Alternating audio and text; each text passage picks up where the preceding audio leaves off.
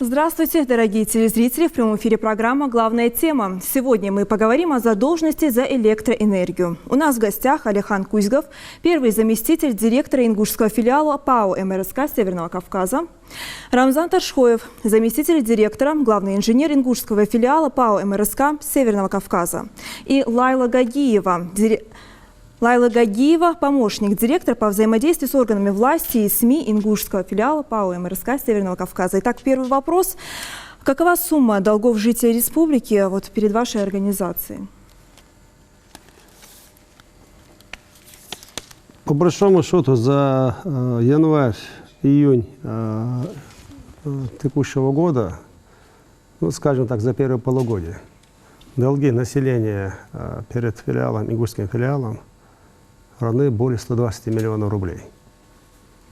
Это составляет примерно 37-40% от объема продаж электроэнергии населению. Это самый крайний такой, скажем, показатель, если взять по всему Северокавказскому федеральному округу.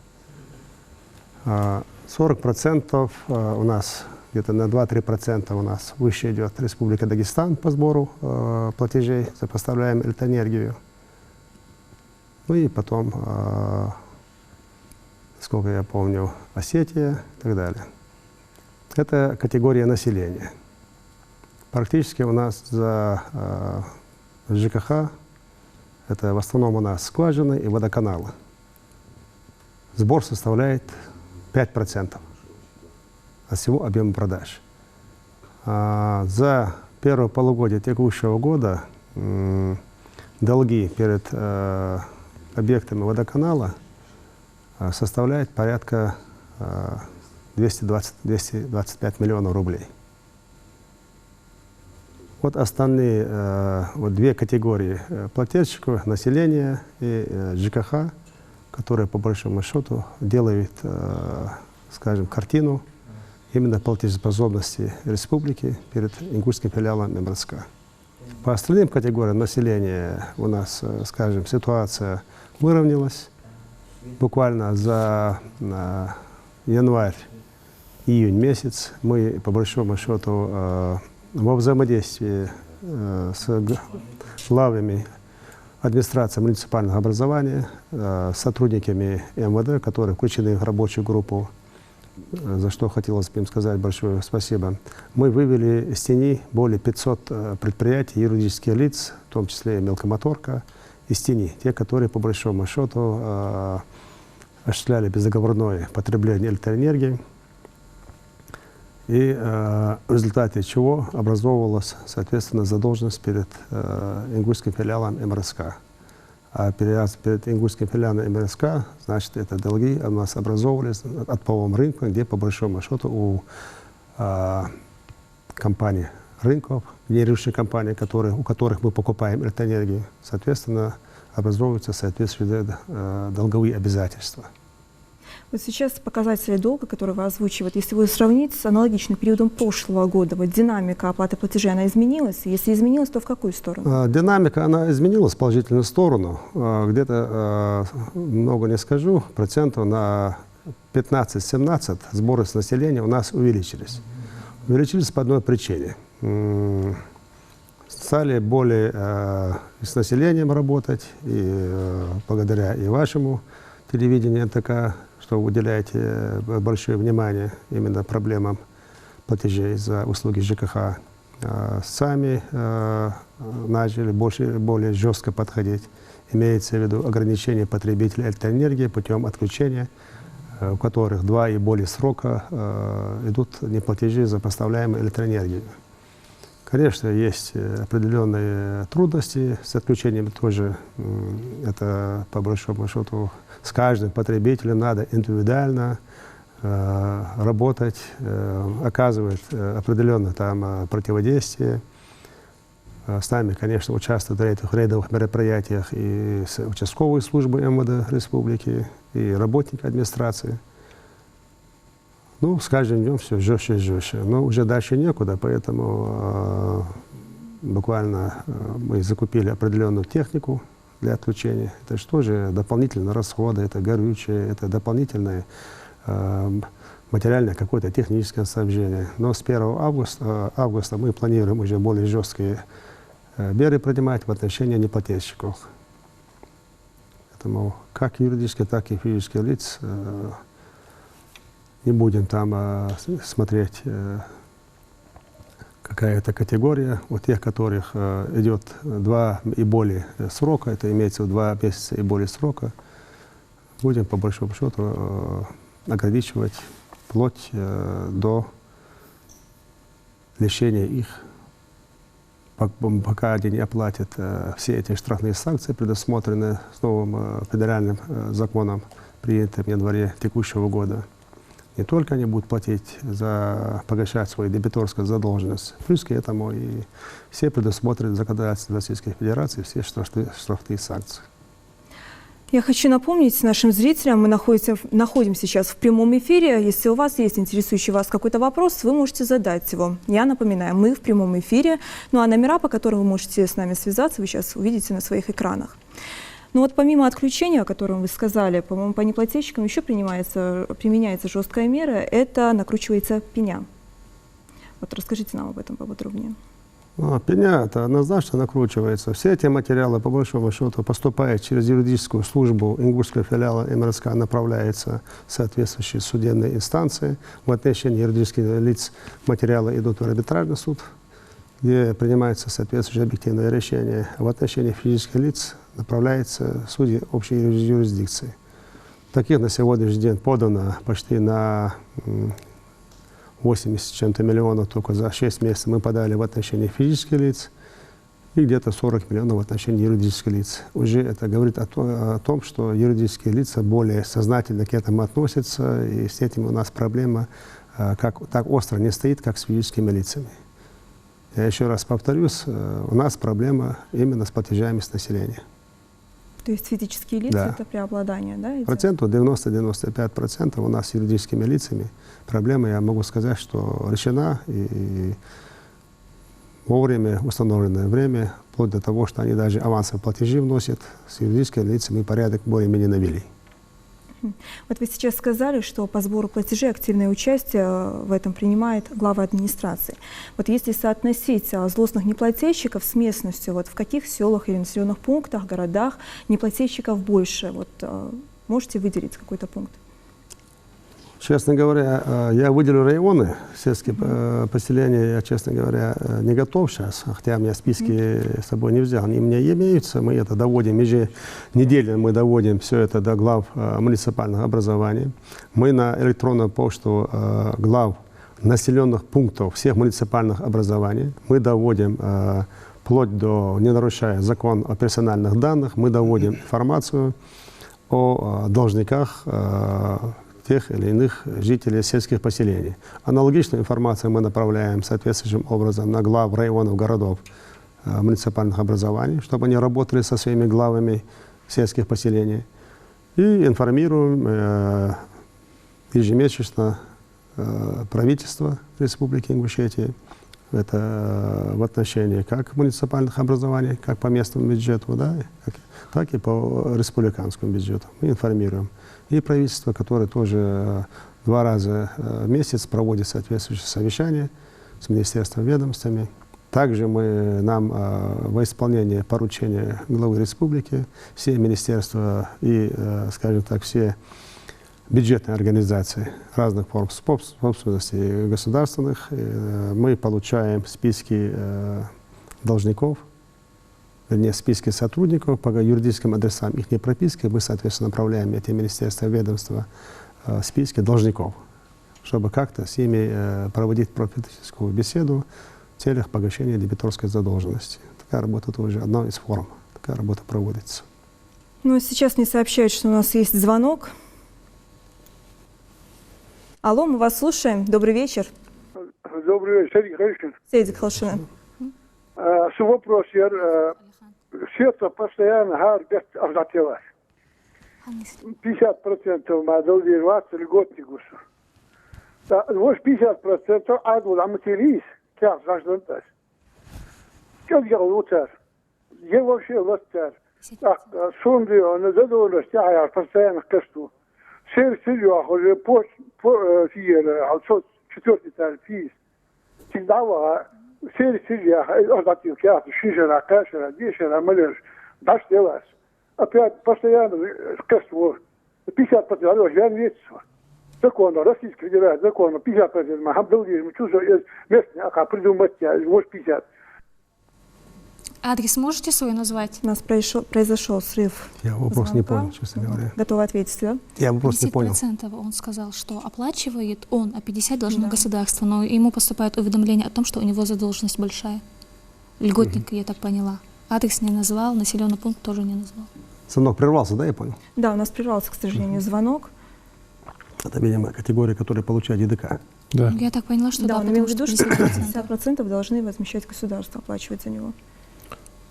Он сказал, что ему 50% оплачивает государство, а остальные 50% ему, говорит, накручивают. То есть при оплате... Не-не-не, есть категория людей, потребителей, физические лица, населения республики, которые получают ЕДК соответствующие субсидии, по которым, согласно федерального закона, 50% он получал льготы. Соответственно, через отделы субсидий в районных администрациях направляются списки Министерства финансов. Министерство финансов эти списки отправляет Минфин, соответственно, идут дотации федерального бюджета, 50%, которые, по большому счету, он должен получить 50%, внести эти деньги, оставшиеся 50% заплатить. 50% ему, согласно закону, платит с федерального бюджета, он получает дотации, 50% он должен свои заплатить. Но, к сожалению, мы встречаемся с такими явлениями, когда население приходит, пишет заявление учреждения банка, где ранее они уже писали, прочитайте нам сумму ЕДК, просим вас перечислять погашение задолженности за электроэнергию, за воду, за электроэнергию, за газ. Сейчас получает где-то порядка, я не помню сколько цифр, там более 7 тысяч человек, которые за период последние полгода написали заявление в учреждение банка, просим вас учитать нам суммы ЕДК субсидии, выдавать им на руки, что они обязуются сами там уплачивать там, и так далее. Но проведенный анализ говорит о том, что где-то порядка 25% действительно эти деньги вносят погашение задолженности за газ, за воду, за электроэнергию.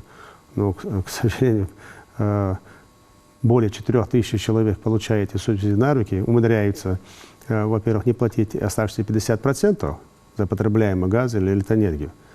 И еще умудряются федеральные бюджеты получать 50% ЕДК и субсидий, их еще, по большому счету, незаконно присваивать. Вот мне сейчас сообщают, что у нас еще один звонок. Добрый вечер. Можете говорить. Добрый вечер. Я хотела, у меня вот такой вопрос. В 2013 году, в 2012, то есть нам поменяли, новый счетчик поставили. Со старого счетчика 13 января я заплатила, задолженности вообще не было. А 2 февраля мне новый счетчик поставили, мне спустя некоторое время пришло письмо, что я должна 6 тысяч со старого счетчика. Как за 20 дней могло быть 6 тысяч, непонятно мне. А потом я это выясняла, ходила, ничего не получилось. Сейчас я недавно опять пошла. Эти 6 тысяч с того времени выросли до 10 тысяч. Как это может быть? Вот объясните. А можно адрес?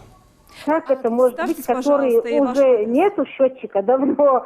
С этого счетчика с 6 тысяч до 10 тысяч сейчас выросло. Можно Пожалуйста, представиться представьтесь. или номер лицевого счета, Да, представьтесь, Я не ваш помню. адрес или назовите, платежный код пожалуйста. назовите. А? Можете фамилию или платежный код или номер лицевого счета назвать. Фамилия Евлоева у меня.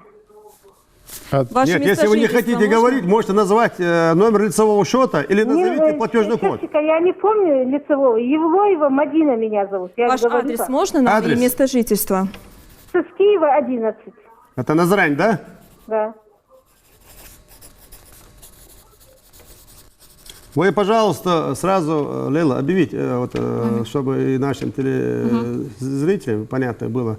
Вы в течение завтрашнего дня, пожалуйста, наберите телефон, вот сейчас Лейла вам скажет. У нас функционирует в ингушском филиале круглосуточный многофункциональный телефон. Назовите номер. Позвоните завтра, пожалуйста. Это касается всех телезрителей. По всем вопросам, которые вы хотите получить ответ, пожалуйста, звоните по этому номеру телефона. Записывайте номер 8 906 488 22 11. В течение рабочего времени вам могут ответить на ваш вопрос, в принципе, с 9 до 6 по оплатам, по задолженностям, по показаниям приборов учета. А в нерабочее время с 6 до 8 утра по перебоям, по отключениям. В общем, любой вопрос можете задавать по этому номеру телефона. Вот с 1 июля произошло изменение тарифов на услуги ЖКХ. Вот рост хоть и незначительный, но он имеет место быть. Вот как теперь будет оплачивать электроэнергию, по каким показателям? Сколько будет стоить? Там увеличение, по большому счету. Там небольшое, можно я продолжу? Да. Небольшое увеличение, в принципе, у нас по региону одни из самых низких тарифов по всему Северному Кавказу, если сравнивать. С 1 июля текущего года город 3,25 рублей, село 3,28. Там увеличение идет по городу где-то на 8 копеек, по селу где-то на 9 копеек. В принципе, по тарифам ниже нас идет только Дагестан, поэтому у нас это все регулируется и не так сильно увеличивается, как по другим регионам. Угу. Вот в вашей организации проводилась целая кампания по установке общедомовых счетчиков. Вот продолжается эта работа? Эта работа продолжается. На сегодняшний день на территории республики установлено 63 общедомовых прибора учета. Значит, еще надо установить до конца текущего года 200 приборов учета. Эта работа по всем районам продолжается. Угу. Вот мы говорили, сложно, конечно, говорить о ремонте сетей, учитывая, что у нас очень высокий уровень задолженности, но тем не менее ваша организация изыскивает средства для этой работы.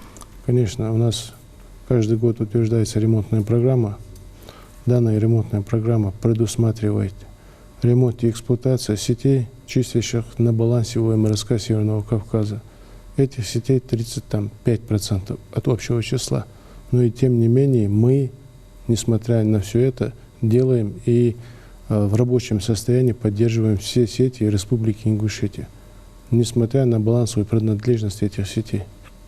Значит, помимо этого у нас руководство филиала с исполнительной властью республики, значит, взаимодействие с Россетями, разработана целая программа на 2017 год, замена ветхих сетей 0,4 киловольт.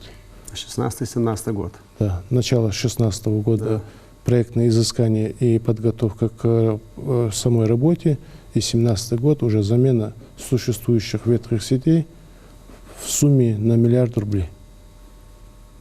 Там единственный пилотный проект в целом по СКФО, единственная только в республике она утверждена. Это как пилотный проект, чтобы снизить, учитывая то, что в республике у нас более ветхие сети, и учитывая то, что у нас и потери высокие, чтобы снизить и потери, и чтобы сети привести в порядок.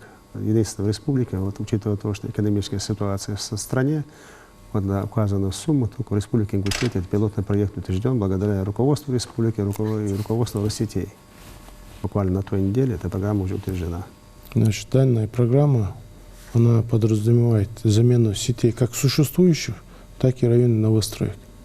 То есть мы берем одну линию, фидер, номер образно второй, и меняем все сети на этом линии. Угу. Вот сейчас большой объем работ, где у вас проводится? Есть ли такое? Вот больше всех у нас, если взять, учитывая то, что в Назране у нас проживает большее количество людей, да, если взять из городов Ингушетии, вот Назрань 1 и Назрань Новая 2, да? Подстанция. Подстанция. Вот эта подстанция в ближайшее время есть уже указание конкретной главы республики.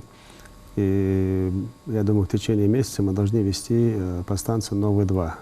Что позволит нам, по большому счету, разгрузить существующие сети и подстанции. Да. У нас же вот та подстанция, которая построена 30 лет назад примерно, да, были одни потребители, за 30 лет увеличилось как и физические лица, так и юридические лица, и новостройки увеличились. Поэтому это разгрузит и для населения, соответственно, и качество предоставляемой электроэнергии повысится.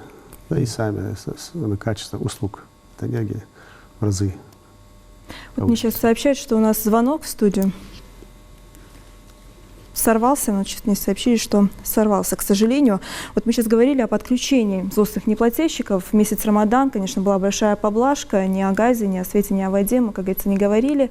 Но теперь эта работа будет возобновлена, я так понимаю. Ну, я кратко скажу. Вот месяц Рамадан было поручение главы, чтобы не отключать как физические, так и юридические лица, это ограничивать от поставки электроэнергии. К сожалению, на процентов 40 снизилась оплата с физических лиц за поставляемую электроэнергию. Как только мы перестали ограничивать, наравне с этими, и сразу же у нас снизилась и оплата за электроэнергию. Ну, это было, может, связано с предстоящими праздниками, с предстоящими праздниками и так далее. Вот если говорить о подключении, очень часто бывают случаи, когда люди вновь подключаются, да, самовольное подключение. Вот чем это карается для человека и как часто это? За самовольное подключение вот, совместно с сотрудниками полиции в законе это все предусмотрено. За самовольное подключение это несет, скажем так, значительные административные штрафы, составляются акты о административных нарушениях, и они, соответственно, передаются в суды, и суды взыскивают физические лица за самовольное подключение. Это предусмотрено действующим уголовно-процессуальным кодексом, все это предусмотрено законодательством. И дополнительные полномочия предоставлены и региональным подразделениям Ростехнадзора. К сожалению, их полномочия вступают только по реализации этого нового законодательства только с 1 января 2017 года. Но, тем не менее, в настоящее время мы с сотрудниками полиции эту работу проводим. Вы хотели добавить? Можно я добавлю, да. Я еще хотела бы отметить, что в случае, если наши абоненты, отключенные от электроснабжения, подключаются самовольно к сетям, по закону они должны оплатить штраф. Физлица там от 10 до 15 тысяч получается. Плюс еще идет отдельно оплата за подключение и отключение. Поэтому даже когда мы проводим рейдовые мероприятия, когда вводим режим ограничения потребления электроэнергии, мы сами не заинтересованы в том, чтобы принимать крайние меры к нашим потребителям. Поэтому если абонент изъявит желание не то чтобы полностью, хотя бы частично погасить свою накопившуюся задолженность, мы уже не идем на эти крайние меры. Поэтому хотелось бы убедительно попросить наших абонентов, если к ним пришли контролеры, если они уведомления получали заранее, как правило, они у нас под роспись раздаются за месяц физлицам, за месяц раздаются, копии оставляются у нас, оригиналы отдаются им. Если к ним пришли контролеры с этим уведомлением, мы просим хотя бы 50%, 70%, как у них получается, если не в 100% размере, оплатить свою задолженность. Потому что если они не оплатят, если их отключат, они самовольно подключатся, это еще дополнительные расходы, и которые будут превышать их накопившуюся задолженность не в 2, не в 3 раза, а намного больше. Угу. Мне сейчас сообщают, что у нас звонок вновь.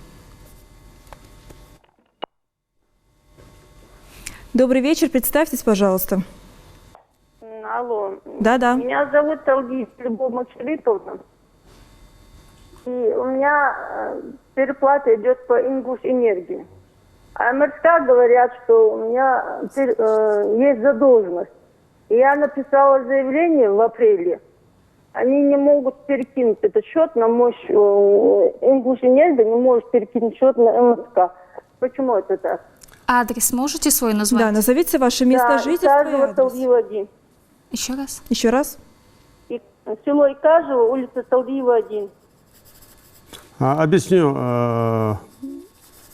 Эти вопросы возникают ежедневно. С 1 декабря 2015 года Ингушэнерго перестала существовать. Статус как гарантирующего поставщика электроэнергии сроком в соответствии с законодательством о законе энергетики перешло к ингушскому филиалу МРСК сроком на 1 год. Там посмотрим, может продлят, может появится другой гарантирующий поставщик республики. В связи с тем, что с 1 декабря мы являемся поставщиком электроэнергии, ингушский филиал, мы принимаем текущие платежи за поставляемую электроэнергию. Это самостоятельно другое юридическое лицо. Покупает электроэнергию уже ингушский филиал МРСК. Те платежи, которые переплаты проходили у плательщиков, как у физических лиц, так и у юридических лиц по Ингушэнерго неоднократно СМС-рассылка, неоднократно объявляли и по телевизору, и всем наших отделениях с бытовых: пожалуйста, придите, напишите заявление, что у вас есть переплата по Ингушэнерго, и перенести эту переплату в филиал Ингушский. К сожалению, очень мало процент.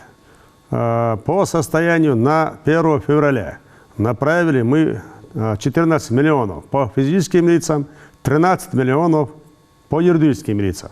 И эти переплаты прошли, мы их зачли уже, перенесли мы их уже в филиал Ингушский.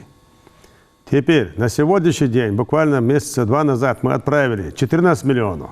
По ним тоже решение принято. Но мы же не можем целый год, годами сидеть, по большому счету, эти переплаты считать. Неужели это трудно? Мы уже сами выборку сделали по Ингушэнерго в настоящее время. Все равно возникают эти проблемы. Ну, придите, напишите заявление, скажите: у меня есть переплата. У вас же на руках должны быть эти квитанции. Если даже эти квитанции нету, скажите свой платежный код или номер лицевого счета. Придите, Ингушэнерго, напишите заявление. Существует вот этот вам номер телефона, назвали. Позвоните в любое рабочее время с 9 до 18:00, и вы получите соответствующий ответ. Эти все, ни одна копейка не пропадет. Поймите правильно, мы эти деньги сами в тот же день не можем вам их перенести в Ингушский филиал. Мы все это составляем, реестр. Мы же не можем по каждому человеку направлять в Пятигорск головной офис, направлять сведения. Мы их собираем месяц-два, направляем туда реестр, предлагаем все эти ваши заявления, отправляем с просьбой перенести эти суммы с Ингушэнерго, так как Ингушэнерго пошел под банкротство, перенести эти суммы в филиал Ингушского филиала. Их переносят, идем навстречу все это. Но для этого надо прийти написать заявление. Итак, у нас звонок в студии. Я напомню, мы обсуждаем задолженность за электроэнергию. Звонок. Добрый вечер. Добрый вечер. Сейдик Хачин, ассаламу алейкум. Такой вопрос у меня. Я житель селения Насыркорт, Таршхоев Бекхан, улица Курганная. У нас, когда мы застраивались здесь, заселялись, мы своими силами поставили трансформатор. После всего этого, это уже лет 16-17 прошло. Наш поселок, ну вот это, значит, вот этот округ, заселился очень сильно, население большое, и нагрузка на наш трансформатор сейчас большая. Он постоянно у нас ломается. Его делали, мы вызывали много раз, неоднократно электриков, и они сказали: ваш трансформатор вот должен взорваться, нагрузка большая на него. Около худ с трансформатора, заявление я здесь. Но это бесполезно, конечно, там писать, бегать. Ну слабый этот трансформатор. От течхам, от счета, от ахча, от яйрос. Шейваште дали хустхон, санахкача, да, от течхон, помощнее, от ез. Тем более, Ахад Долдач вообще, ну, Бог бы бацу. Это от Магазского круга Назрань, первая улица, да, направо которая? Да, это улица Полиничка. Я понял. Вы в курсе, наверное, да? Вот вы даже знаете. Что ты можешь сказать? Значит, по данному вопросу, значит, у нас есть такая тенденция, что район новостроек, они самотечно, хаотично застраиваются. Значит, вся нагрузка, которая там присоединяется, она присоединяется к существующим сетям.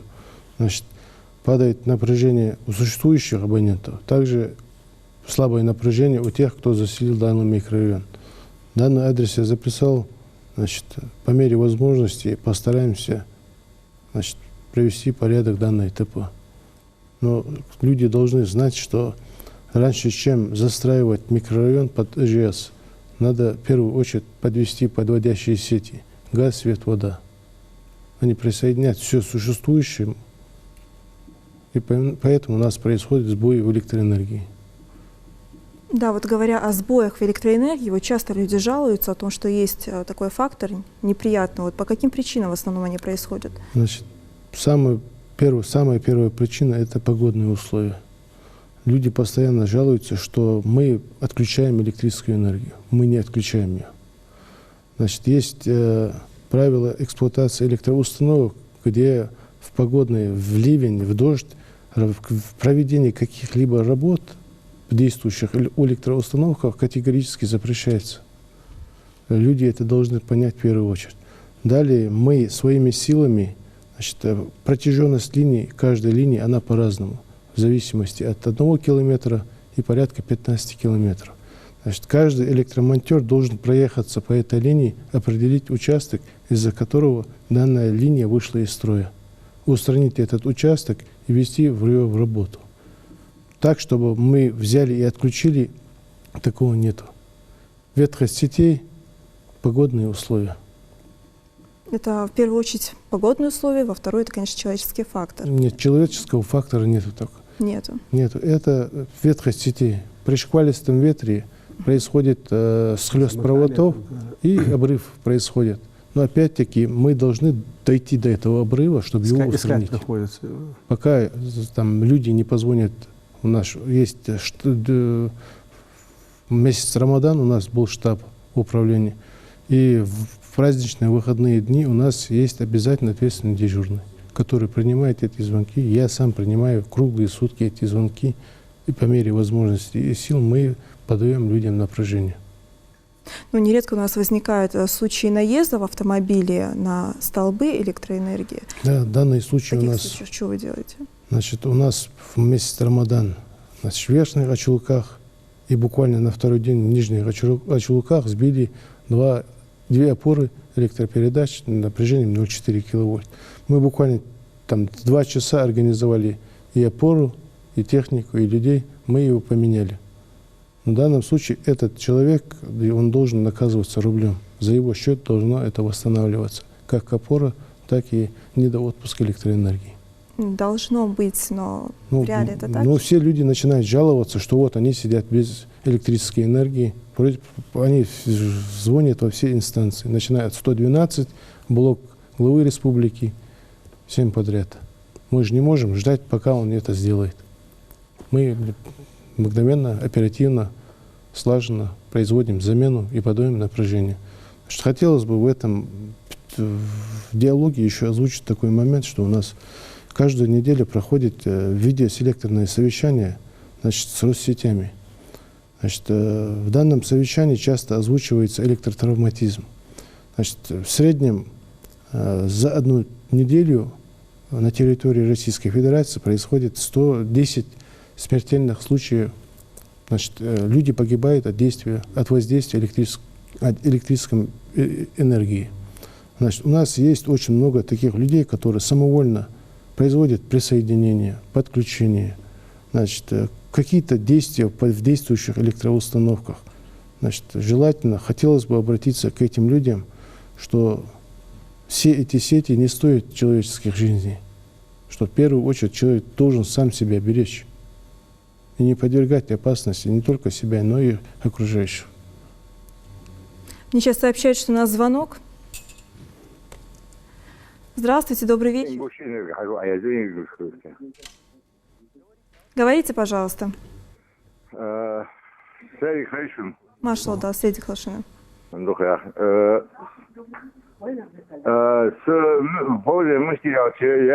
пенсионер, живу в Карбулаке, фамилия моя Нальгиев Сапасалич.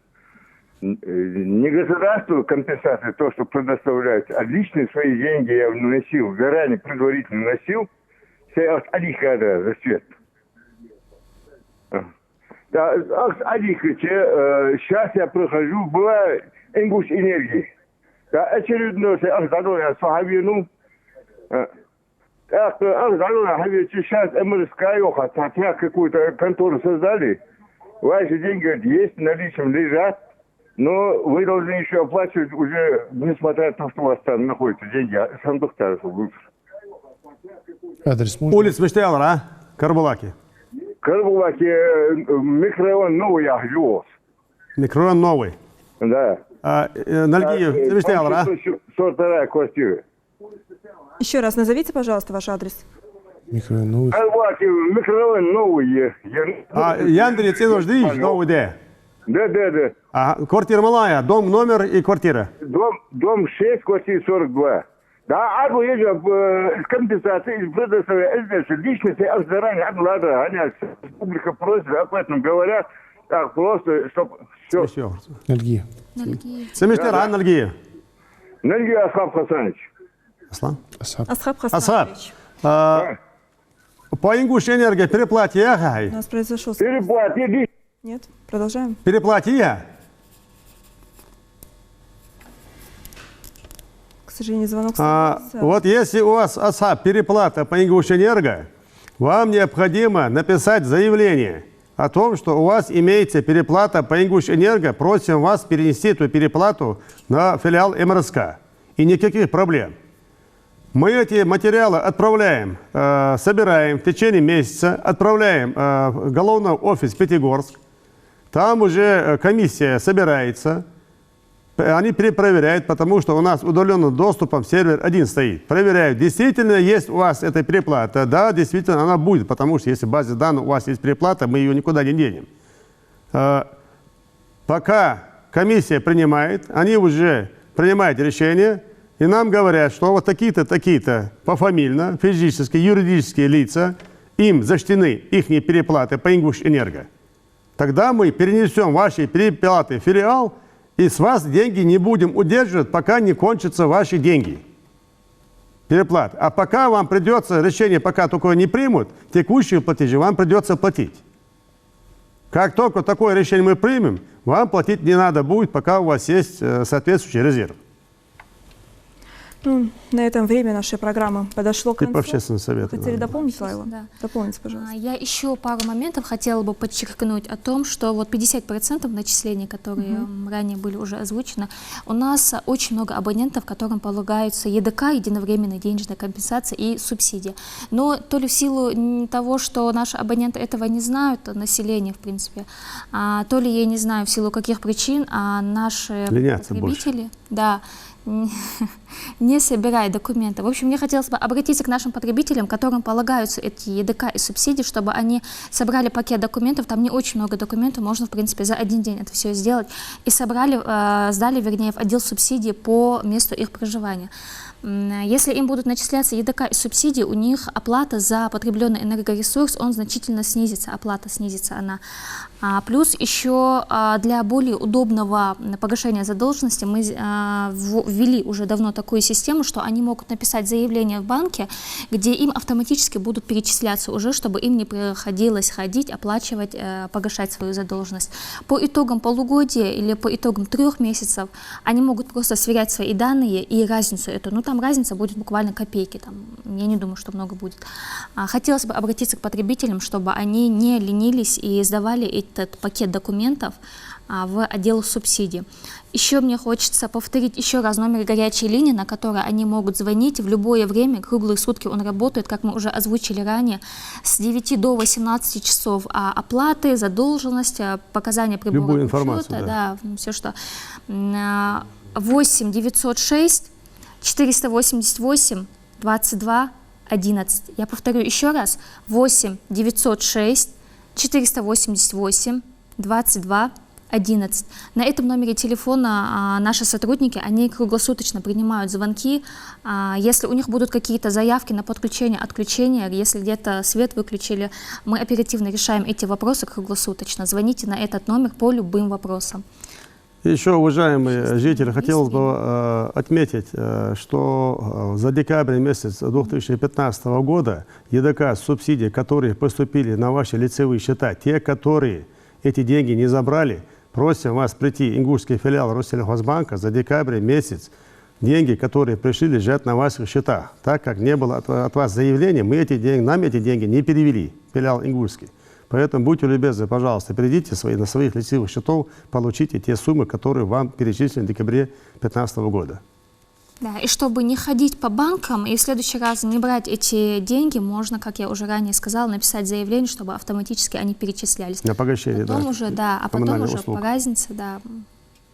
Мы задерживаем эфир, к сожалению, рамки программы ограничены. Я напомню, у нас в гостях был Алихан Кузьгов, первый заместитель директора ингушского филиала ПАО МРСК Северного Кавказа, Рамзан Ташхоев, заместитель директора, главный инженер ингушского филиала ПАО МРСК Северного Кавказа, и Лайла Гагиева, помощник директора по взаимодействию с органами власти и СМИ ингушского филиала ПАО МРСК Северного Кавказа.